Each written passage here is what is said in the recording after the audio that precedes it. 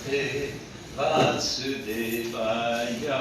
Om Namo Bhagavate Vasudevaya. Om Namo Bhagavate Vasudevaya. Om Namo Bhagavate Vasudevaya. Om Namo Bhagavate Vasudevaya. Om Namo Bhagavate Vasudevaya. Narayanam Namaskritya. Narayanam Namaskritya. Naram Chaiva Narottamam. Naram Chaiva Narottamam. Devim Saraswatim Vyasam. Devim Saraswatim Vyasam. Tato Jayamudiraye. Tato Jayamudiraye. Nashta Prayeshu Vadreshu. Nashta Prayeshu Vadreshu. Nityam Bhagavata Sevaya. Nityam Bhagavata Sevaya. Bhagavati Uttama Shloke. Bhagavati Uttama Shloke. Bhaktir Bhavati Naishtiki. Bhaktir Bhavati Naishtiki. This morning we'll resume our reading, overview of the first canto, but before we do, perhaps some of you would like to join with me. I did not get a chance to offer my respectful obeisances to His Holiness Krishna Kshetra Maharaj this morning.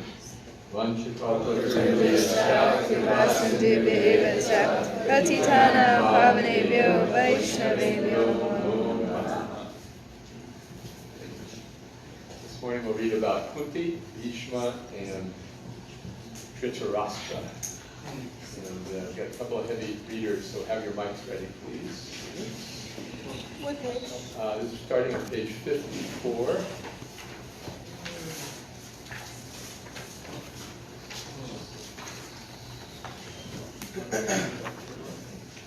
Kunti, are we ready? As Kunti, Pandu's widow, watched Lord Krishna's wondrous act, she worried he would leave them without ever coming back. Indeed, his splendid chariot stood ready to depart. Approaching her beloved Krishna, Kunti spoke her heart. O best among all persons, Krishna, my respects to you. Almighty time and nature never govern what you do. Lord Krishna, you reside within, without, and in between each atom in creation, and yet you are never seen. As one cannot distinguish expert actors in a play, mistaking them for characters they skillfully portray, a fool observes you, Krishna, but can never truly see, for you have cast a curtain over your divinity. My Lord, you come to propagate the yoga of devotion to all the learned sages who have understood the notion that soul is not the body, which the common folk don't see. So how then can we simple women know you perfectly? I therefore simply bow to you, the most beloved son of Vasudeva and Devaki, so dear to everyone. As Nanda's lovely cowherd son Govinda, you arouse enjoyment in our senses and contentment in the cows. The lotus-like depression of your abdomen adorns the lovely lotus garland, Krishna, draped about your form. Your cooling lotus glances make the imagery complete, including all the lotus marks embellishing your feet. You rescued Mother Devaki, O Master of the senses, when evil Kamsa jailed her and made numerous offenses. You similarly rescued all my sons, O Lord, and me, throughout a constant series of extreme calamities.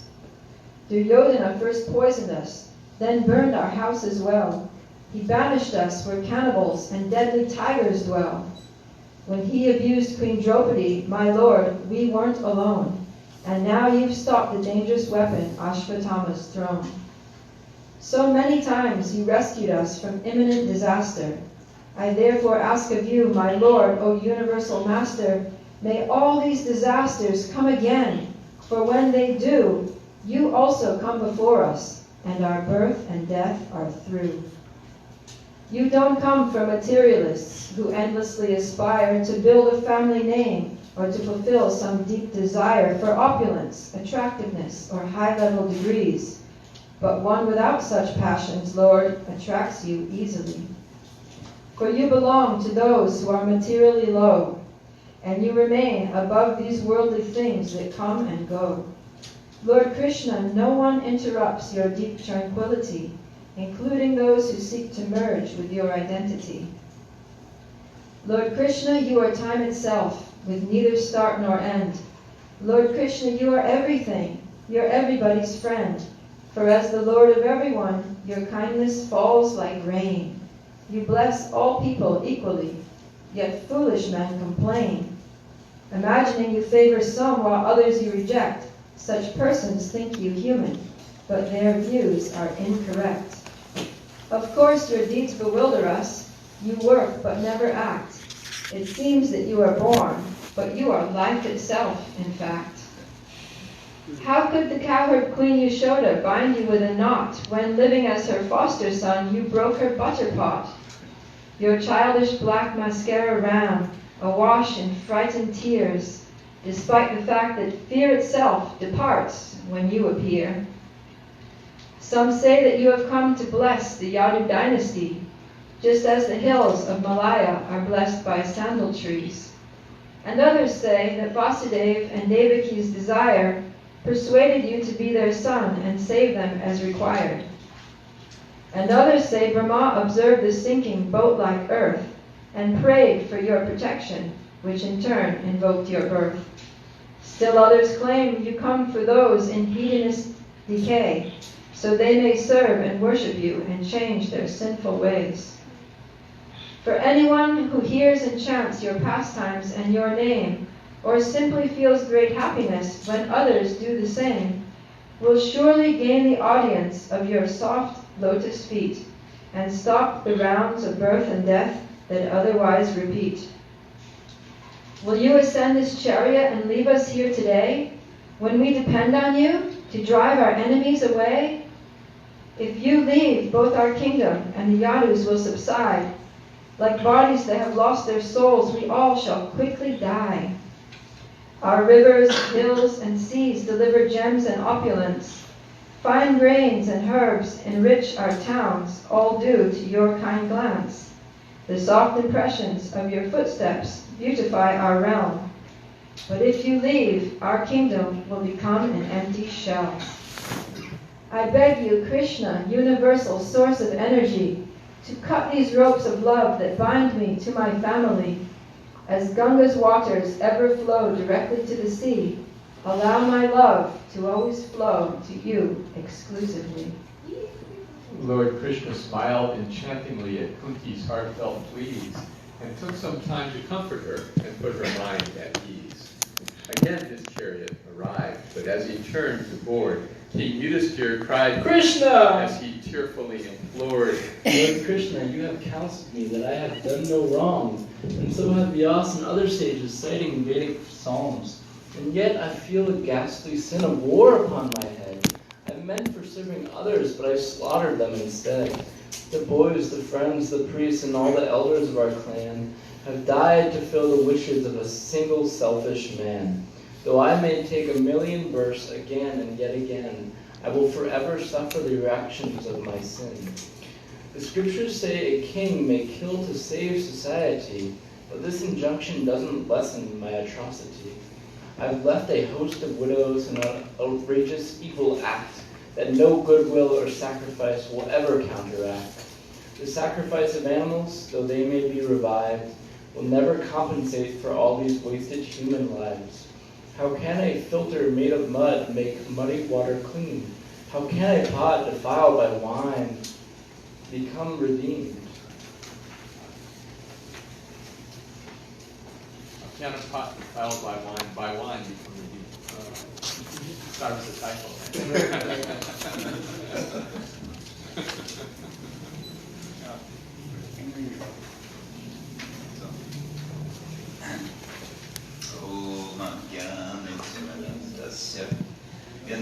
Jana Shavakaya Shuruntam Yena Tasmai Shigurave Jai Shri Krishna Chaitanya Prabhu Nityananda Shri Advaita Ganadhar Shiva Sari Gaura Bhaktavinda Hare Krishna Krishna Krishna Hare Hare, Hare Rama Rama Rama Hare Hare. The first canto of Bhagavatam, if I were asked to give a title to the Bhagavatam, I would call it Departures and Arrivals.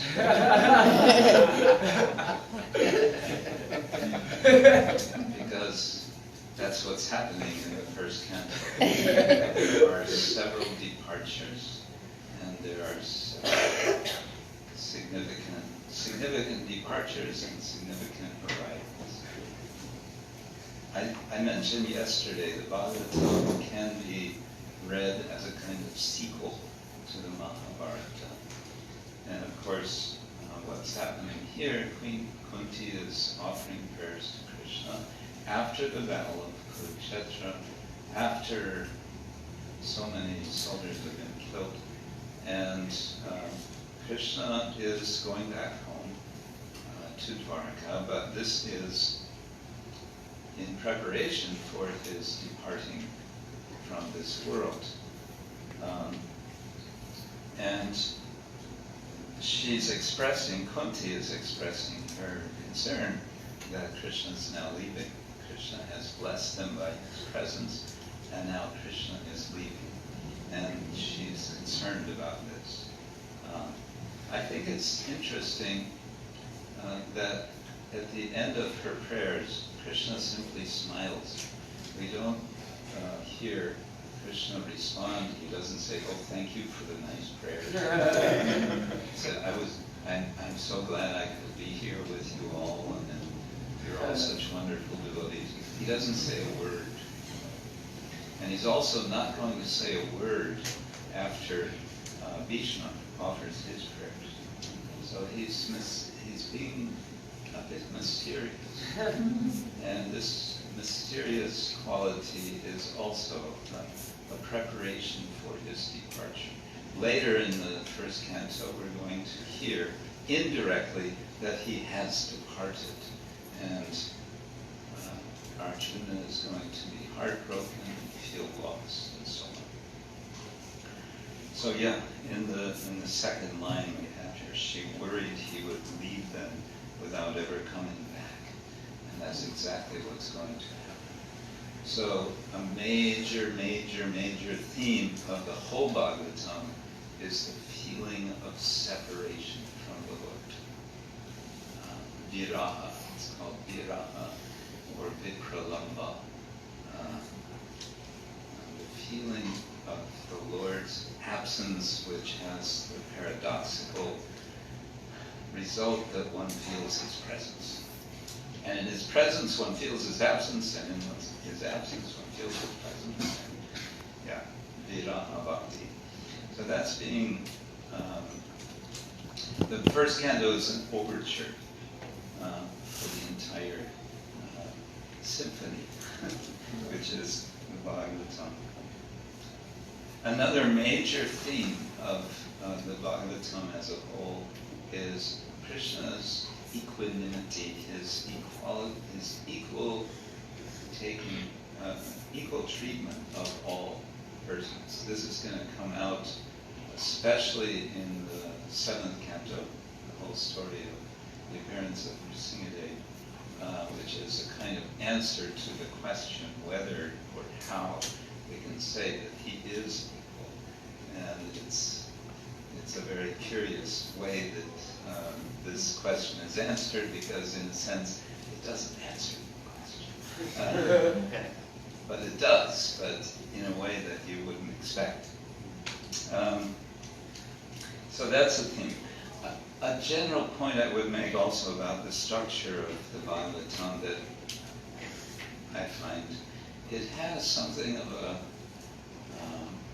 it works in circular fashion, and we might even say spiral, so that, and sort of an expanding spiral. What we're getting in these prayers is, in one sense, a summary of the Bhagavatam, especially of Krishna's pastimes. And so we're getting in abbreviated form And this is going to be expanded. We can go back to the chapter 3 of Canto 1, is a list, it's just a list of the Lord's avatars, and sort of slipped in there is HH Krishna Krishna's 2 Bhagavan Swayam, just, so just to make that point. And then it moves on from there. And Jiva Goswami later is going to say, this is the whole point of the Bhagavad. Krishna is the Supreme Personality.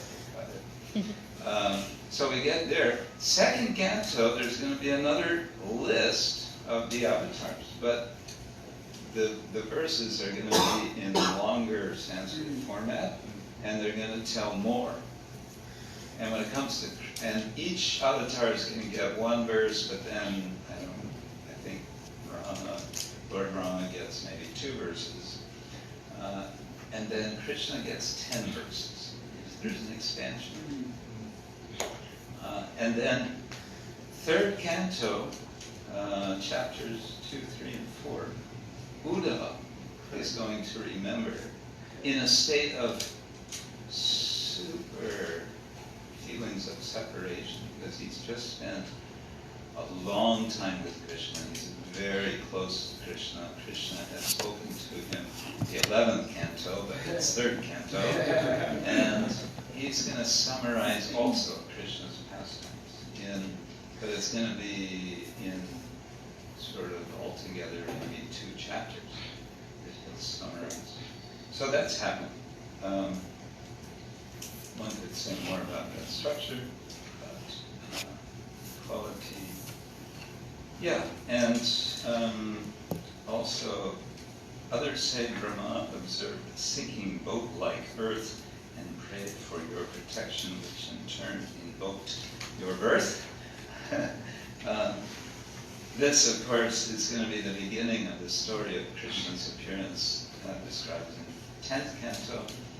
And I think this is something a little bit, well, I like to call attention to this in our day and age of concern for environment. I like to think of Krishna as the primordial environmentalist. He lifts the earth from the Garbhodaka Ocean or some ocean, one of those oceans, and so on. And there are a lot of his pastimes as Krishna, also showing his environmental concern.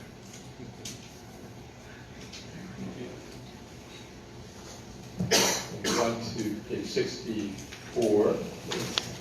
I'm going to read a section about Bhisma's passing and his relationship with Krishna, although we're not going to read his instructions. So we'll be skipping from page 66 over to page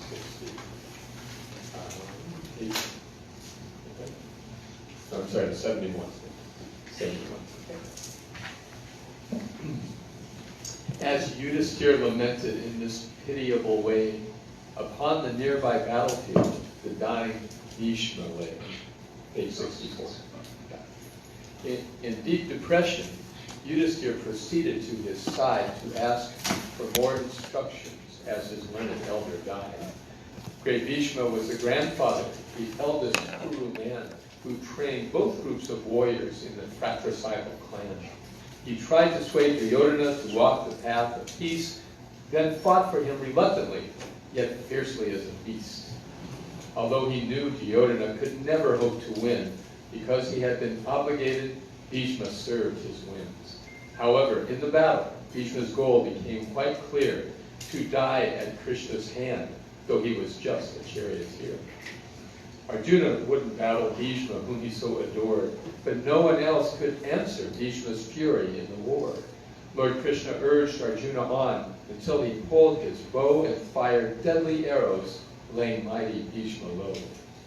Now Bhisma had been blessed in life that he could choose the time when he would leave his body and this mortal world behind. So Bhisma lay, his body pierced with many arrow shafts, while waiting for the sun to take the proper northern path. When Yudhisthira and many sages thereafter arrived, it seemed that Bhisma was a god just fallen from the sky. Lord Krishna and Arjuna came with many kings and priests, and Bhisma thanked them all and said to mitigate their grief, Dear Yudhishthira, what suffering and wrongs you have endured. Though you and all your brothers should have died, you all observed the principles of righteousness. Thus you gained the help of saintly souls, religion, and Almighty God Himself. Your mother also suffered as a widow with 5 sons. She suffered even more through all the battles you have won. Inevitable time has so disturbed all your lives, for time can push a planet as a vapor through the skies. Yes, time ordains our destinies and cannot be undone. How else could so much suffering descend on Pandu's sons? King Yudhishthira the righteous, mighty Bhima with his mace, and what of dear Arjuna whom Lord Krishna ever graced? Although the great philosophers forever guess and muse, the plans of higher powers leave them thoroughly confused. Now, Yudhishthira, you must take charge as Krishna wants you to, and guide the helpless citizens who all depend on you. The Lord Himself, the greatest person, stands within your midst. Without Krishna, this world of ours would not even exist. He covers your perception. You don't know so you don't know Him in truth. But Narada and others know that He's absolute. You thought Krishna, your counselor, your cousin, and your peer. He served you as an envoy and Arjuna's charioteer. Though Krishna sits in every heart, impartial, kind, and wise, He comes to comfort His devoted servant as he dies. O Krishna, you can free the minds of those who chant your name, releasing them from karma as they quit their mortal fame. O Krishna, you of lovely face with eyes like rosy dawn, please smile on me and wait for me as I pass on. Now page 71. Although it's strange a king would question one about to die, the questions of King Yudhisthira left Bhisma satisfied. He turned his mind to Krishna, shutting other topics out, and noted that the sun had slipped into its northern route. As Bhisma saw the proper time had come for his demise, he fondly gazed at Krishna, who stood smiling at his side. And then that mighty soldier, who had won 1,000 wars, whose exploits had already been enshrined in Vedic lore, who gave 1,000 lectures on 1,000 different themes, choked up and spoke his final words to Krishna, the Supreme. Said Bhisma, Lord, my faculty to think and feel and do has simply been invested in this world, which Krishna, you created for us fallen souls attached to worldly treasure. And yet, my Lord, you also come to bring your servants pleasure. Your bluish tint and yellow silks and sandal-pasted brow attract all living entities to see you even now. How pleasing is your beauty! As I lie here, I recall your pastimes in the battle. I want nothing else at all. As you drove with Arjuna through the Krsna-ksetra fray, your blackish hair turned ashen from the dust the horses raised. As perspiration wet your face, my arrows pierced your skin. You seemed to love it, Krishna. Oh, to see that side again. As Duryodhana's warriors expired by your glance. Within the heat of battle, you gave Arjuna the chance to rectify his ignorance and clarify his mind. Now, let your lotus feet and me forever be aligned. Before the dreadful battle, you had promised everyone that you would lift no weapon once the fighting had begun. But once I fought Arjuna, and his love restrained his bow, you leapt and snatched the broken wheel and rushed to set me low. Though nothing can diminish your eternal form of bliss, my arrow drew your blood, and I was careful not to miss. I wanted you to kill me then and break your guarantee. Arjuna, though demanded one more chance to battle me. Although the sunset came just then and stopped the incident, you looked just like a lion who attacks an elephant. I prayed to die, recalling you in such a striking mode, and join other soldiers who returned to your abode. Please draw my mind to you, just like the coward gulls of Raj. You danced with them and left them with a lover's ceaseless grudge. And then you took first worship in the court of Yudhishthira. Dear Krishna, I remember all you've done as death draws near. As men in different countries see a solitary sun, dear Krishna, you reside within the hearts of everyone. These people differ by their bodies, I had once construed, but now I see within their hearts, but Krishna, only you. Then Bhisma fully turned his gaze and thoughts to Krishna's face, and stopped his speech and breath at this, his chosen time and place. Beholding Bhishma's passing, which was peaceful and sublime, his audience grew silent, like the birds at evening time. As men and gods struck kettle drums in praise of Bhishma's grace, a stream of flower petals from the sky adorned his face. Although he saw that Bhishma reached his goal of pure devotion, King Yudhishthira was briefly overtaken by emotion. The sages sang in praise of Krishna from the Vedic hymns, then left the battlefield for home, immersed in thoughts of him. In bitter triumph, Pandu's sons approached Hastinapur to comfort those who lost their loved ones in the dreadful war. Thereafter, Yudhishthira, the king of great religious fame, prepared himself to govern, just as Bhishma had explained. The aged Dhritarashtra helped his nephew take the throne, and Krishna also came to help before his journey home.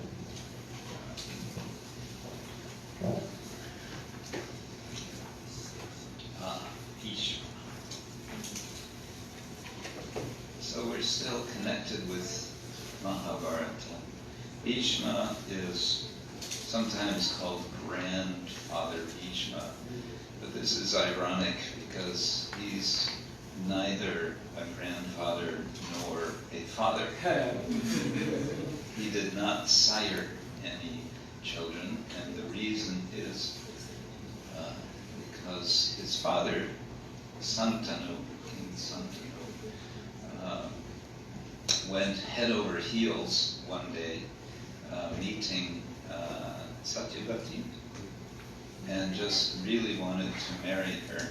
He had already been married to Ganga. Now, as a king, he seeks another wife, and the father of Satyavati says, "No, you can't marry my daughter because there will be a problem of succession." And in Santanu's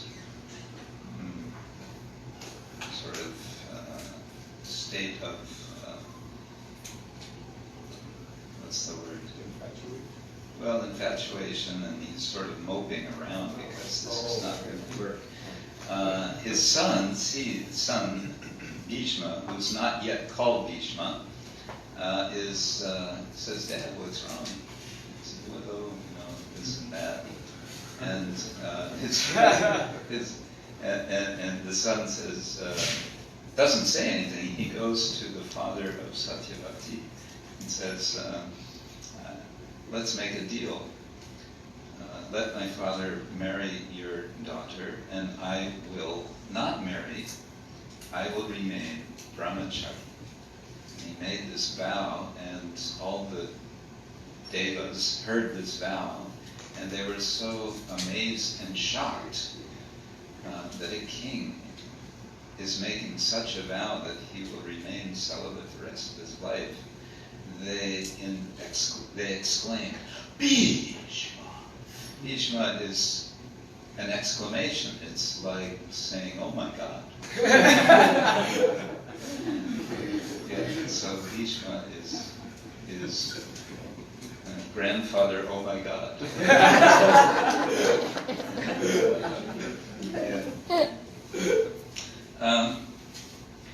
So Yudhishthira, this is all approaching Bhishma's departure.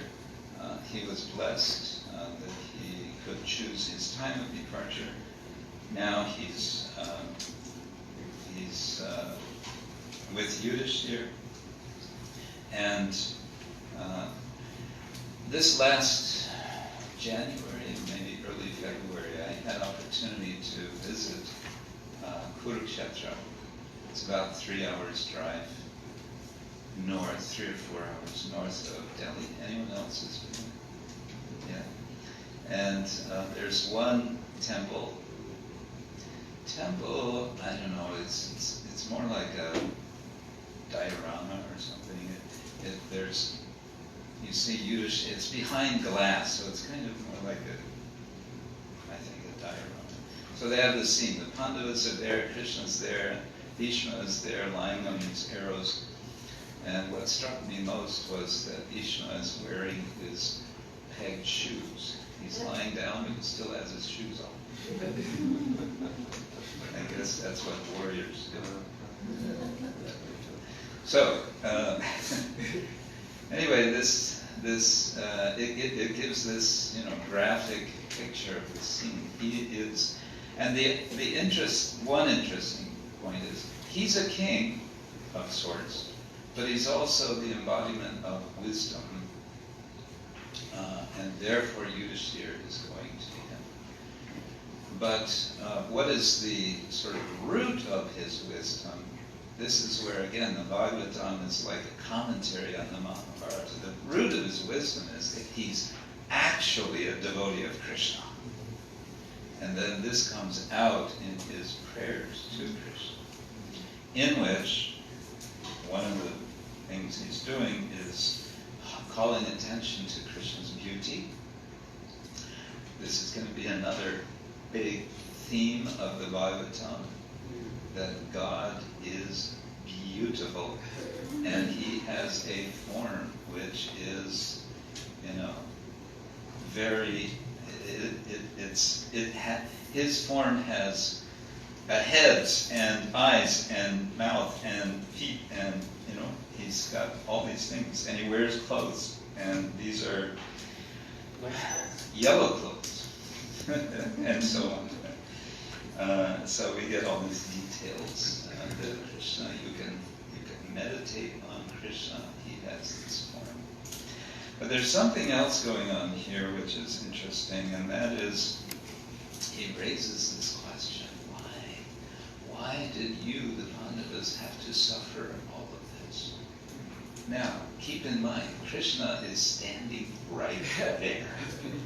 And Krishna is understood to be the cause of all causes. So Bhisma could have looked at Krishna and said, Krishna, this is all your fault. But he doesn't. He just says, oh, how strange it is.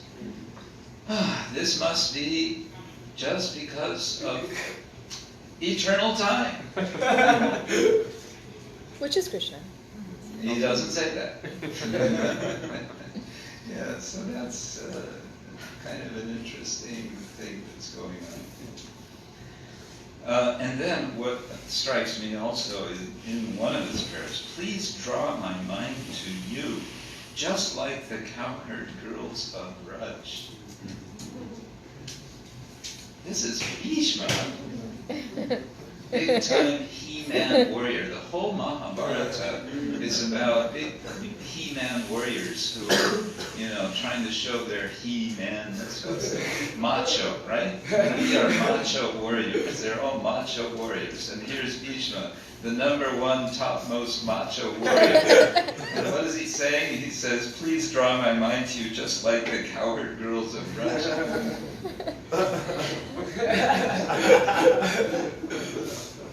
This is so cool. How does he even know that? Yeah, how does he even know this? I don't know, the word may have gotten out. I have friends, childhood friends. Yeah, maybe Uddhava. Uddhava had to say something. Couldn't keep it all to himself. But this was after Krishna met the gopis at Kurukshetra, right? Yeah, but that was later. Oh, they met later? After the battle? Before?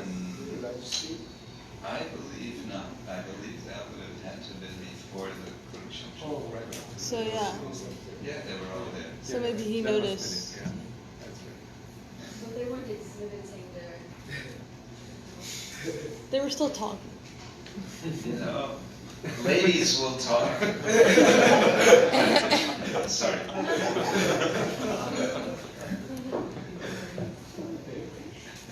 Please turn to page 94. And we need a Sanjaya for this. Hannah, would you like to be Sanjaya? Yes, one cup. Now let us all go back in time before the fateful war, when Pandu ruled the kingdom and was generally adored.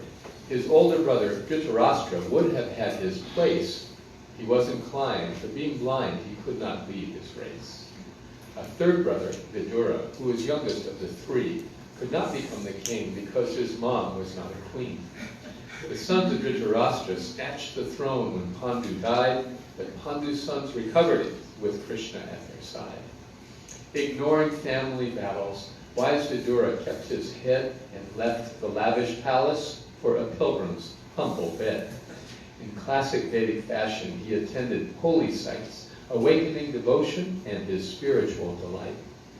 The civil war completed and the Pandavas enthroned, Vidura, in his wisdom, finally made his way back home. Queen Kunti, Dhritarashtra, the 5 Pandavas, and all rejoiced to greet Vidura when he reached the palace hall. The family members all agreed Vidura gave them strength as they embraced him feelingly and praised him at some length. King Yudhisthira at once arranged Vidura's food and rest, and seated him with everyone and asked his honored guests, Our dear Uncle Vidura, I recall your caring arms, protecting us from poison and a deadly fire's harm. While traveling, how did you cope and care for life and limb? What sights of God did you attend, and how did you serve him? A man like you makes any place seem sacred, pure, and bright. It seems by Krishna's grace you are a walking holy site. Now, did you go to Dwarka, where Krishna's family remains, absorbed in thoughts of him in loving ecstasy? Vidura then pleased everyone by telling of his tour and how he met Maitreya, whose instructions made him pure. He answered every question raised by Yudhisthira that day, except of Dwarka and Krishna's family and their fate. Vidura couldn't bear to paint his nephew's smiling face, recounting the disasters that he knew had taken place. They'll learn about it soon enough. The wise Vidura mused. Why should I spoil their happiness, disclosing dreadful news? Although he had renounced the world and had no needs at all, Vidura stayed there with his kin within the palace walls. His nephews asked for guidance, and he answered them in kind, though it was Dhritarashtra that Vidura had in mind.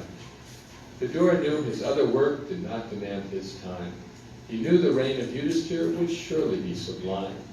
He also knew how time creeps up and wholly overwhelms a soul engrossed in family life who thinks of nothing else. And so Vidura went to see his brother late one day. He whispered, Dhritarashtra, you must leave without delay, for Krishna in his form of time has caught you indisposed, and living at the mercy of your slaughtered children's foes. Your father, brother, well-wishers, and sons are all now dead. You're unprepared to meet your death with little time ahead. You're blind, you'll soon be deaf, and now your memory is off. Your teeth are loose, your liver's bad, and day and night you cough. How forceful are the hopes of one attached to home and wife. How much he'll bow and shame himself to save his wretched life. You've grown to be the palace dog who grovels, sits, and comes to eat the scraps of Bhisma, who destroyed your 100 sons. Though Yudhisthira is right to care and see that you're maintained, for you to take his endless help should make you feel ashamed. Remember, you tried killing him with poison and with fire, and stole away his kingdom to appease your son's desire. Despite your plan to carry on at cost of pride and fame, your body, like a rotting church, grows ever weak and lame. Now, can you understand the truth by looking at yourself, or do you need to be awakened by somebody else? The brutal truth, my brother, is that death comes ever near. The self-controlled leave home to die, detached and free from fear. Such people see the misery that birth and death impart, and give up sense enjoyment finding God within the heart. Now please, my learned brother, like an ancient Vedic sage, before you are bewildered by the coming Kali age, go northward to the mountains, leave the palace right away. Do not inform your relatives, they'll only block your way. While Dhritarashtra drew his breath, The shock of what he'd heard confounded him at first, but he accepted every word. Resolving in an instant to cut off his family ties, he walked out of the palace with Vidura as his guide. Now Dhritarashtra's wife, Gandhari, quickly understood that he would end his life as an ascetic in the woods. Because of her great chastity, she left home with him too, and vowed to linger at his side until his life was through. Gandhari went at her own risk. She knew her husband swore that he would not concern himself with loved ones anymore. Gandhari joined the brothers, walking north throughout the night, like honored soldiers battle-scarred from long and worthy fight. The sun arose as Yudhisthira, the saint among the kings, began his day as usual, with prayers and offerings. He worshipped all the royal priests with gifts of gold and land, and went to show respect to all the elders of his clan. The palace servant told the king, with numb and vacant stare, that Dhritarashtra and Vidura were no longer there. Gandhari too was missing. Yudhisthira was shocked, and then he saw Sanjaya, Dhritarashtra's aide, and cried to him, Where is the great Vidura who allays my troubled mind? Where is our revered uncle who is elderly and blind? His wife and he have lost their sons. I gave them no relief. Have they entered the river just to drown and end their grief? Sanjaya could not answer. Sorrow paralyzed his tongue. He served old Dhritarashtra long and well. He too was stunned. Not knowing how Vidura had inspired his master's heart, Sanjaya too thought grief had led the elders to depart. Sanjaya then composed himself, brushed off his teary eyes, and thought of Dhritarashtra as he offered this reply. Dear scion of the Kurus, in this gray and empty dawn, I do not know where Dhritarashtra and his wife have gone. They did not say a word to me before they chose to go. You see, I too am cheated by those great exalted souls. As all despaired and sat in shock, expressing many fears, the ever-traveling Narada surprisingly appeared. He played upon his veena and displayed a lustrous gleam. Yudhisthira and everyone stood up to show esteem. O godly sage, Cried Yudhisthira. my uncles fled our door, along with my unblemished aunt who lost her sons in war. They left us all adrift upon an ocean of remorse. Can you direct our ship, dear sage, and put us back on course? Said Narada. A righteous king has nothing to bemoan, for everybody's actions are controlled by God alone. Though men think they assemble to extol the Lord in verse, the Lord in fact assembles them and then makes them disperse. Like cows attached to nose rings on a strong and lengthy cord, we are all bound completely to the wishes of the Lord. As players set out pawns and later put them away, the Lord alone determines who will go and who will stay. Do you suppose the body is the greatest human prize, or do you think the soul continues when the body dies? And even if the soul and flesh were somehow intertwined, are bodily affections not illusions of your mind? You think that you are young and strong and feel yourself compelled to care for helpless elders and make sure that they are well. A serpent grips your body. How can you look after theirs when nature, time, and karma rule your bodily affairs? Those creatures who possess no hands are prey for those who do, and creatures who can walk about eat sedentary food. Since every living being somehow lives upon another, you really needn't worry for your uncle and his brother. The Lord is anywhere your aunt and uncles may have gone, so look to him to care for them so you can carry on. Lord Krishna has descended as indomitable time to rid the world of demons for the good of humankind. Lord Krishna has his purpose, so you've nothing left to fear. Remain here with your brothers until Krishna disappears. Your aged aunt and uncles will soon reach the southern side of Himalaya's mountains where the saintly souls reside. While sitting by the Ganga, Dhritarashtra will engage in eightfold yoga practice, taking bath 3 times a day. By executing fire rites while on a water fast, he'll conquer all his senses and forget about his past. Performing yoga postures as he learns to rule his breath, he'll see he's not the body and prepare himself for death. Refining his intelligence with godly qualities, at last he'll come to realize his true identity. Impervious to worldly cares and all contamination, he'll undertake an absolute, unbroken meditation. He'll thoroughly detach himself within a few more days. His flesh will then incinerate by force of mystic blaze. Gandhari shall prefer a fire to painful separation, and share in Dhritarashtra's pyre as well as his salvation. Vidura, feeling joy and grief to see the bodies burn, shall leave again for pilgrimage and nevermore return. Assuring Yudhisthira that he had filled his obligations, Saint Narada relieved the king of all his lamentation. King Yudhisthira, astonished, took these prophecies to heart. As Narada, his purpose filled, proceeded to depart.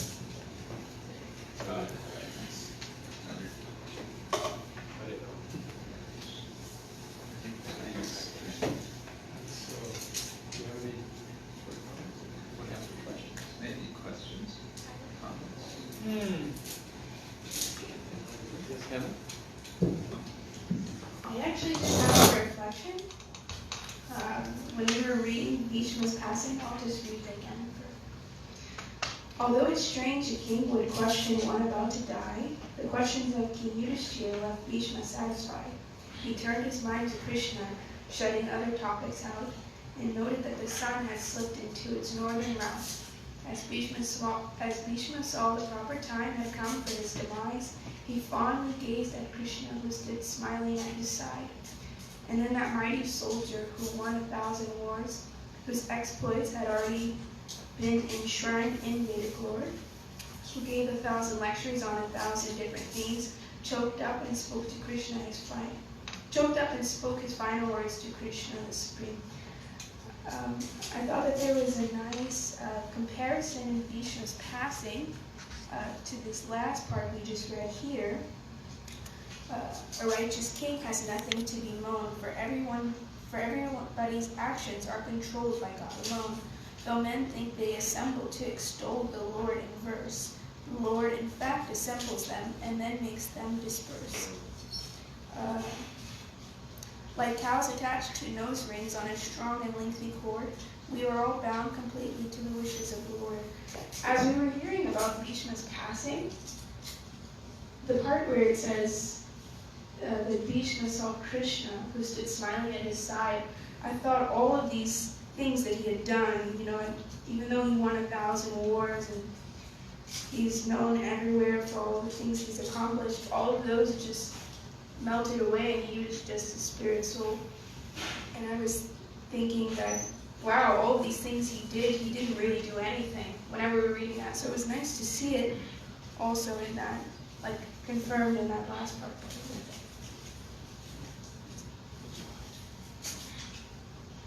Thank you very much. Other reflections and comments? Shalom? At first I was thinking, why couldn't they leave a note so that the family doesn't stress out? But then I was thinking how that kind of builds the story up so that Narada Muni has that role of being the person who shares what happened. So it creates that drama.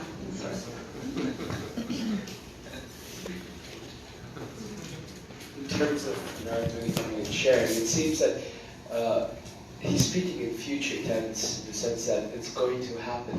So how do we understand that in the sense is in terms of what will happen in our own lives? Is it set, or how do we understand that? Indeed. Yeah, this is one of the themes of the Bhagavatam. How much control do we have? What is the place of choice? We talked about choice a little yesterday. And also, I think there's the sense of cyclicality. Is that a word? Because somehow or other, this is the future is already past. He's talking about the future. It hasn't happened, but it's it's happened because he can tell about it, so that's in the present. So it's a kind of collapsing of time into the eternal present. And you can say the Bhagavatam is what it's giving us the opportunity to do is to jump the fence out of the limitations of time, past, present, and future. And one way that's happening is by collapsing time. So, and Narada is a special personality. What is he called? The transcendental spaceman. And he kind of knows what's going on. But he acts as an agent to cause things to happen. He's the transcendental troublemaker.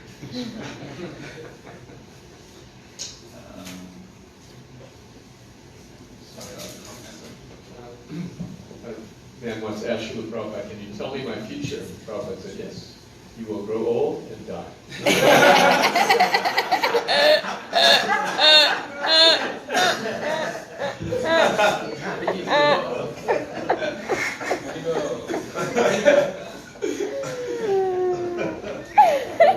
Comments? That sums it up.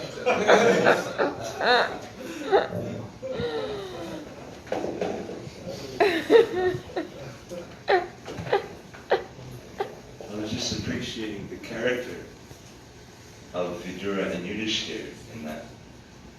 We know that the reason why Vidura left in the first place was because he was so mistreated by Dhritarashtra's sons.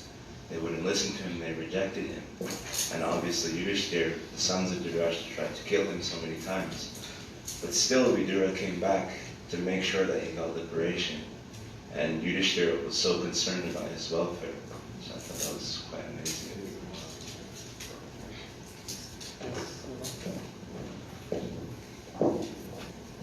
Concerning what is free will and what is predestination, this question comes up in astrology a lot, and it's often explained like this: you have dough, but what you do with that dough, you can make bread, you can make cupcakes, you can make all sorts of things, but you can't change the fact that you have dough.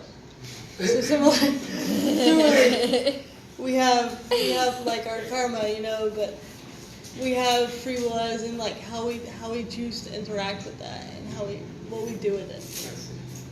What if you have no dough? You're broke. You're broke. If you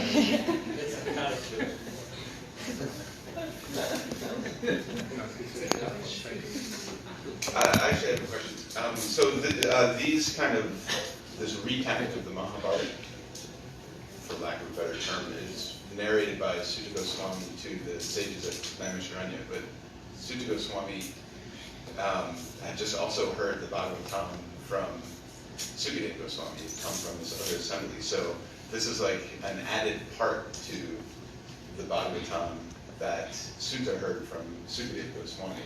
And we kind of see that the Bhagavatam is like layers upon layers of different narrations. So how does this relate to our understanding of the Bhagavatam as a historical work, or how is it that the Bhagavatam is, and then in the modern era, Prabhupada added all of his comments to the Bhagavatam, which expanded it even further. So how does that work from the point of view of Shastra, that the Bhagavatam is always expanding like this?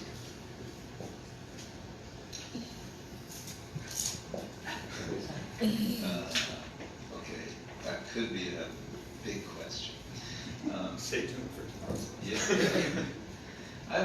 I would just say briefly, getting to the point about collapsing time and going beyond time, that the Bhagavatam is, by its structure of what scholars call frame narratives. In one sense, the first canto is one big frame narrative, which culminates with Maharaj Parikshit meeting Shukadeva Goswami in the final chapter, telling about how it comes about that the Bhagavatam will be spoken. That's a kind of frame narrative.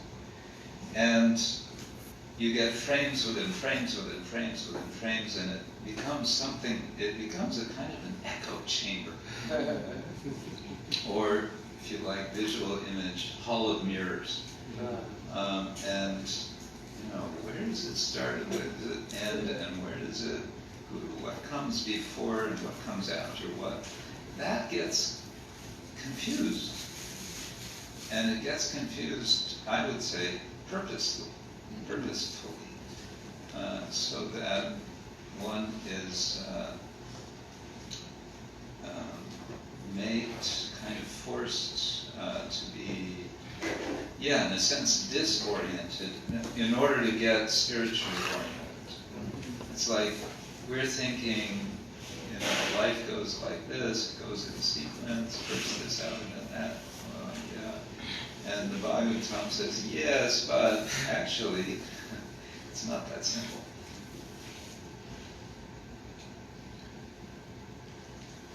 And so there are, within the Bhagavatam, there are, I think someone has said, 4 different beginnings of the Bhagavatam.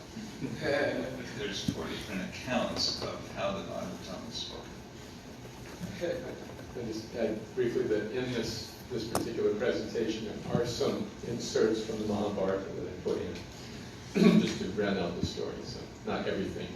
Otherwise, all the verses are taken from the first canto, a little bit added. All right, well, thank you very much, Maharaj, and thank you for sitting over time, everyone. So we'll conclude tomorrow with our overview of the first canto, and then it's on Namaste in the morning. Hare Krishna. Hare Krishna.